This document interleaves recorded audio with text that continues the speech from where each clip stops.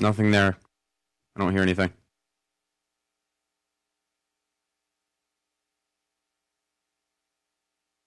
Sorry about that. My mic wasn't on.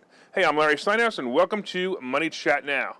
Money Chat Now is a politically charged stock market pre-show giving you the politics behind the biggest moves in the stock market.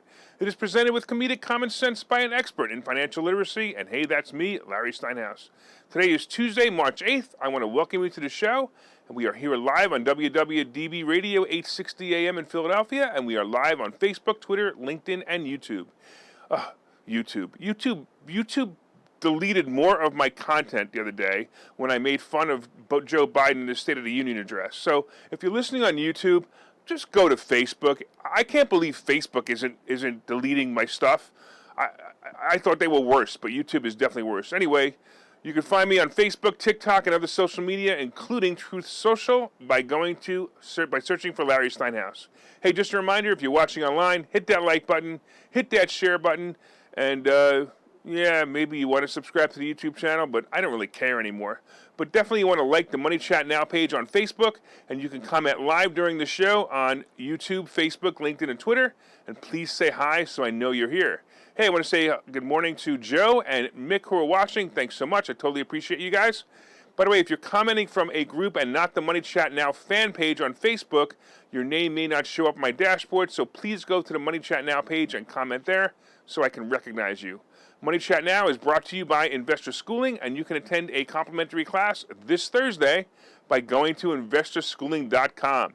All right, you will learn about real estate investing and stock options trading from those who do it every day. On today's show, we will be discussing, of course, the futures update. We'll be discussing oil ideas. We will be discussing airline shipping costs, where U.S. oil comes from, and the future of nuclear power. You can tell this is going to be a high-powered episode today. High-powered, guess it? Yeah, whatever. All right. Let's talk about the futures and anything that's going on. Hey, by the way, you guys out there, you know, I see Jill out there and Jeff out there and Mick and Joe. You guys have $50 to lend me? I kind of need to fill my tank, and over the last few days in the market, I'm kind of fresh out of funds. The market again tortured me yesterday as all my stocks started out slightly in the green, and then 15 minutes later, the slide started, and wow, the travel stocks just killed me. I'm so annoyed at this result. I was convinced they were to play, and frankly, they would have been if it wasn't for the idiot in the White House. You know, would you make us energy self-sufficient again, you dullard? The cost of oil per barrel is scaring Wall Street into dumping all the travel stocks as their costs continue to increase. And I'm going to get into this more in a couple of seconds, or a couple of minutes, I should say. The mask mandates are ending next week, so travelers would want to travel. However, the cost of flying people is now going to increase. The airlines just need to raise their prices, and of course they will. I remember when Netflix raised their prices for the first time. Remember this? When they went from $8.95 to $12.95, and everyone thought the subscribers would run?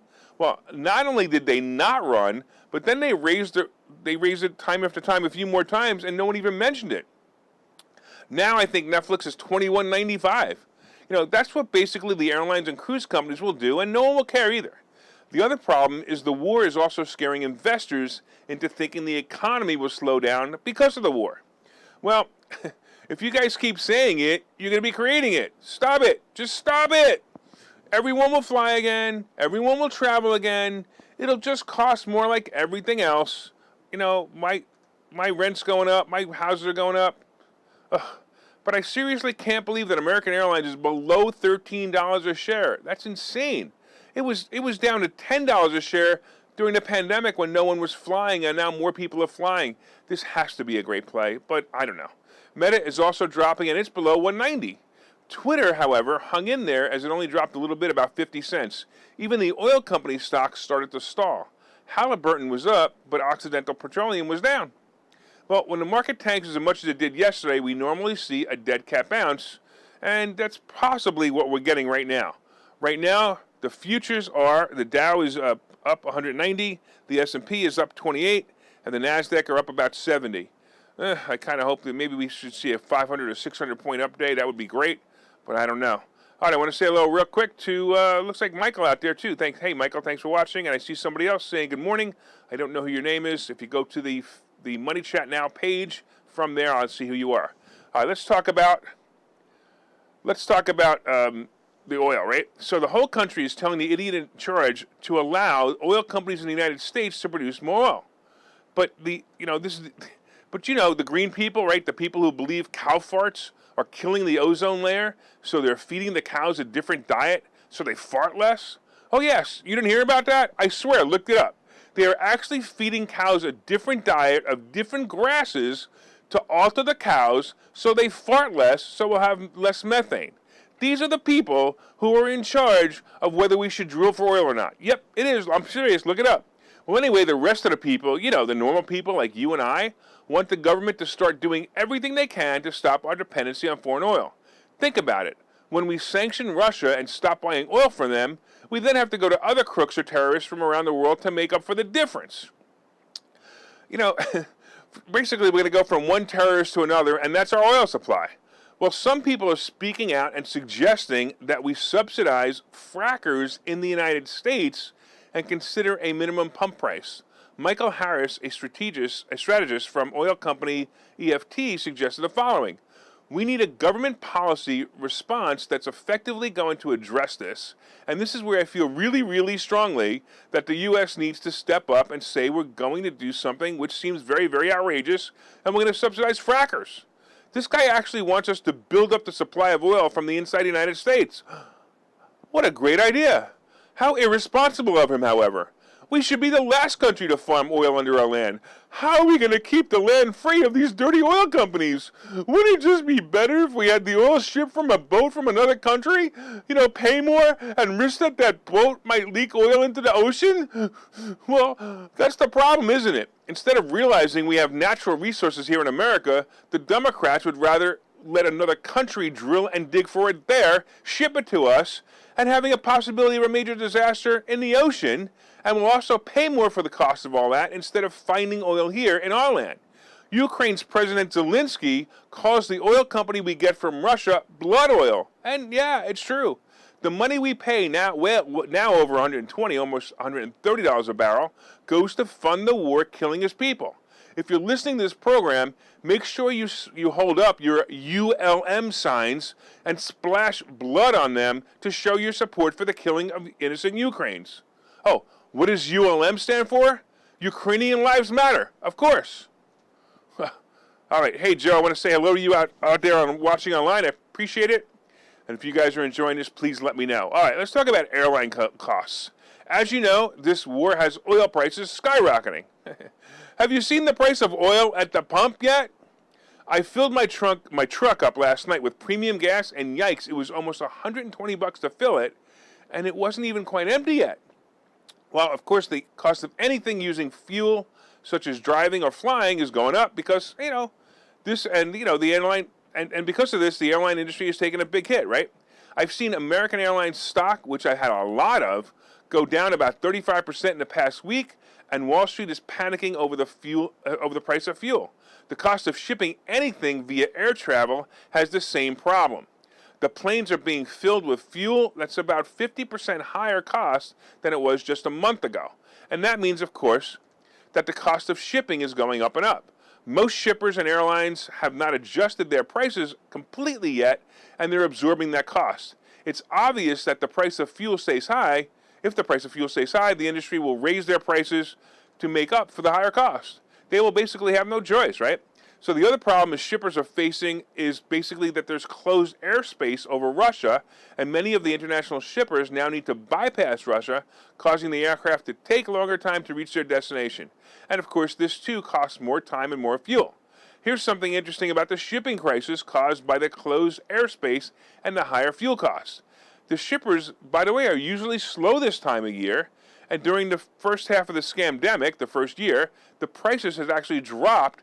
And as we exited the scamdemic, freight companies had already started to raise prices, and many now are attaching temporary surcharges to shipping to cover costs.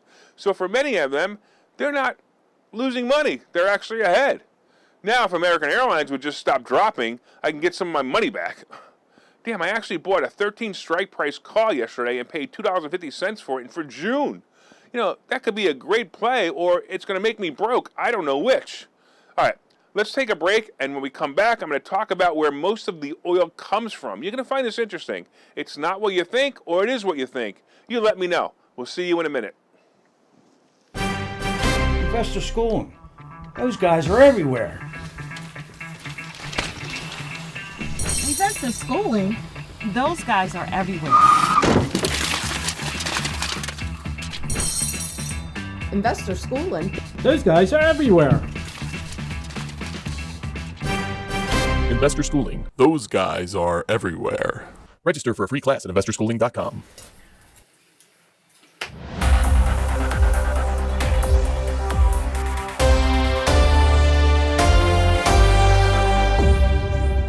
All right, welcome back to Money Chat Now. I'm your host, Larry Steinhouse, and if you'd like more information on investor schooling, you can go to investorschooling.com or call 866-424-2829, 866-424-2829. Hey, I want to thank all my listeners on WWDB Radio 860 in Philadelphia, and if you're watching online, please hit that share button so you can help your friends learn how to make more money. Hit that like button, let me know you enjoy the show, and you can also leave comments on Facebook, Twitter, LinkedIn, and YouTube, and I will try to respond to them live. I just have to go. Tommy left a comment, which I think is pretty funny. It's actually been going around the internet for a while. He leaves pretty excited. Our loan was approved. We're closing on a full tank of gas at the end of the weekend. That's pretty funny. I like that. That's such a great statement. All right. So far we've been testing, of course, the futures update. Right now the Dow is up 146. The S&P is up 21 and the NASDAQ is up 41. I really hope it moves up today. I'm getting kind of nervous. We talked about the fact that maybe we should start fracking and drilling oil here. And we talked about, of course, airline shipping costs and the fact that everything is costing more money because of the fuel. It makes sense, right? Coming up, we have where U.S. oil comes from, and we also have the future of nuclear power. So today is a very powerful day on Money Chat Now. And then, of course, later on we have today's picks and plays. But first, did you hit that like button yet?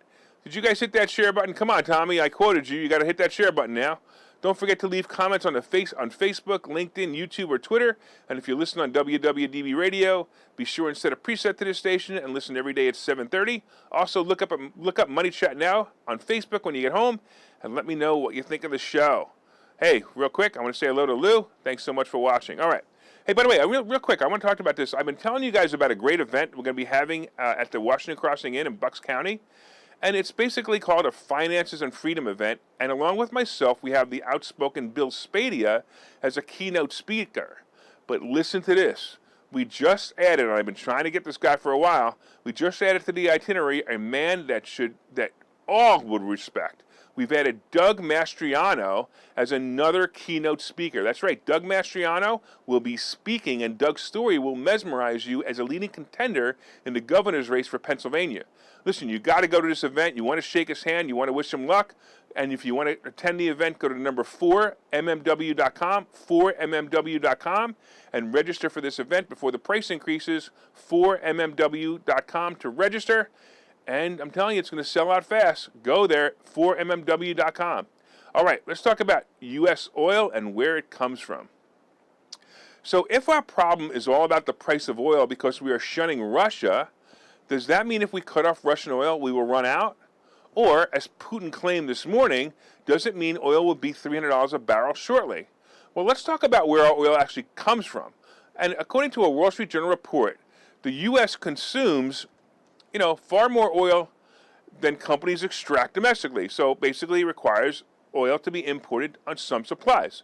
But it's less reliant on Russian oil than Europe, and it takes only a small portion of its imported crude from Russia. So check this out. America gets most of its crude oil from Canada, Mexico, and Saudi Arabia. Smaller countries in Latin America and West Africa also typically send more crude oil to the U.S. than Russia does. In fact, over 51% of our oil comes from Canada. We better be nice to those guys. They're right on our border. Yes, that's the pipeline that Biden decided not to build or canceled, and so it's going to take longer for that oil to get here, and the cost will increase. However, we will still have oil coming from other countries, and Russia currently only supplies 7.9% of the oil we use to heat our homes and drive our cars. So if Russia only imports 7.9%, why is Russia so important? Now, this gets interesting, and it's all about updating our refineries. It turns out that the oil in Russia has more sulfur than the oil found elsewhere. The older, non-updated refineries were built for refining oil with higher sulfur content. These were built because the United States wasn't as active in drilling for oil as the other countries with higher sulfur content. So basically, many, many years ago, we only got oil. I mean, we shouldn't say only, but we got most of our oil elsewhere, and then we built refineries for that oil. We certainly can rebuild these refineries, but it's certainly not going to happen in a few months. So the hindsight may help the future, but right now we have to look for oil high in sulfates in other places like Venezuela and Iran. But we have sanctions placed on those countries for quite a few decades now. Iran has a specific sanction stating that they cannot build nuclear power plants, but now Biden is negotiating the very deal that his former boss Obama made to prevent the Iranians from building nukes for a deal to get more oil from Iran. Ugh, what a twisted web we weave. Unbelievable. The other problem is more and more regulations from the past, such as the Jones Act, and basically this was a law that was passed a century ago, has effectively limited the size of vessels that are allowed to transport goods between U.S. ports. So that has left oil buyers on the West Coast and East Coast effectively unable to get supplies shipped out of the Gulf Coast. So this makes the shipment of oil limited to smaller vessels, so of course it takes more time and more money to ship it to us. So instead of having one big boat, we have 3 smaller boats, right? And this is where the idea of pipelines was started, and that's why we pipeline oil from other places like Canada. Now, getting back to Russia oil, roughly half the oil that the United States imports from Russia goes to the West Coast, where refiners take crude deliveries from overseas largely because they aren't connected by pipelines to the Permian Basin, the largest U.S. oil field. So basically, think about that. The West Coast, once again, is controlling through regulation and green and these Democrats, it's controlling what's happening right now. So West Coast refineries take Russian crude that's shipped out of port of Kosmino in the country's eastern side of the Pacific Ocean. Well, here's a 50-foot view. That's basically a 50-foot view of the oil problem. It's all about regulations and government overreach once again. So what will happen? My prediction is the war will end soon with Russia, and Russia will own Ukraine. It's very sad, but it's what's going to happen, and the world will slowly forget the atrocities, just like they did with Crimea. Then the oil will not be threatened any longer, and of course our country will do nothing to prepare for the next time this happens, so it will happen again. Sorry, green people, your electric doesn't solve this problem. We still need oil for at least the next 20 years at the same rate we have it now. We do not have electric planes, semi-trucks, or boats as of yet. We still need to make sure that as a country we have a steady supply of oil, and when we can get it faster and easier with the pipelines and less government regulations. So when people say it's Biden's fault we have higher gas prices, they are correct. However, they are only partially correct, because most of the problems are from guys using too much government overreach in the past, and that's what we need to do. We need to stop this government overreach and start allowing people to drill for oil in the United States. All right, let's talk about nuclear power. Now that we understand all the problems of oil power, we need solutions. Of course, there is wind, there is solar, and there is water-powered sources, but none of these are efficient enough to replace what we need now in the United States. And of course, now nuclear power is another answer. Nuclear power is actually a very clean, efficient, and mostly safe way to get the power we need to change all of our future green energy electric vehicles. So if we want to charge our vehicles, we can charge them with nuclear power, and it's actually pretty safe, right? By the way, I happen to be a fan of electric vehicles. All right, I'm just not sure that they're practical enough yet for all uses. Can we get the distance we need to go places, and will we have enough chargers to charge them, all in time for the rush of electric vehicles expected and the demand by the Biden administration? Remember, a lot of these companies are not even going to be making gas-powered vehicles by the end of this decade, which means that we're going to have all electric vehicles. Anyway, getting back to nuclear, we know about the Chernobyl disaster in 1986, and this was when one of the reactors exploded and caused radiation to leak into the atmosphere. A few things about the Chernobyl disaster that you may not know. First of all, it's only about 35 people who died in the initial blast. I looked to find information on how many people died in the radiation poisoning, and I got to tell you, the information is spotty. I don't know if it's because it's censored by Russia. I don't know if it's because it's censored by Google, because Google censors everything now. But you really can't find how many people actually died. I did find an article that said there was an increase in thyroid cancer in children in the area, and the animals tested in Chernobyl didn't have much genetic defects. Basically, in other words, there are no three-eyed fish and no two-headed cows were reported. In fact, even Hiroshima has been inhabited for decades. So, look, before you think I'm saying that a nuclear disaster isn't all that bad, it will be really bad for the surrounding people for many years. Chernobyl had caused the relocation of 350,000 people to keep them out of the area, and basically, so where's the story going, right? So for the first time in history, we had an invading army target, or at least appear to target, a nuclear power plant. This was last week as the Russians bombed the largest plant in Europe in an attempt to gain control over it. Now, this has regulators and planners on edge how to proceed in the future with nuclear power plants. The idea of building more plants is on the mind of both Democrats and Republicans, and apparently no one had thought about the dangers of an enemy pulling a 9/11 type maneuver on a nuclear power plant. So this is like all governmental conundrums will be discussed and delay the building of plants for years to come.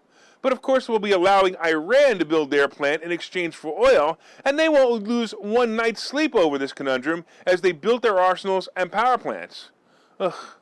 All right, I'll let you guys think about this topic and think about its ramifications, and we'll be back in a minute.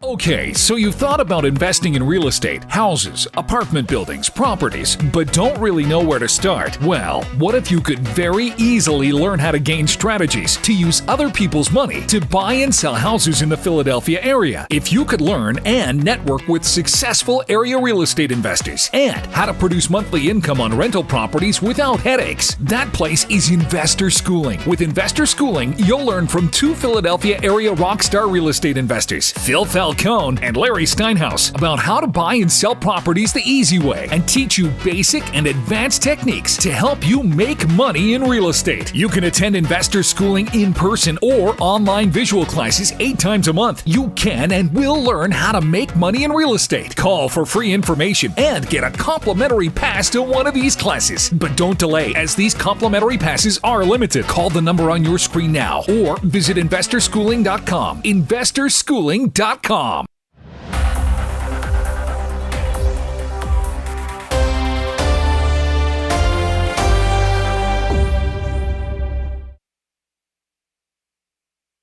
And if you'd like more information on Investor Schooling, you can go to investorschooling.com or call 866-424-2829, 866-424-2829.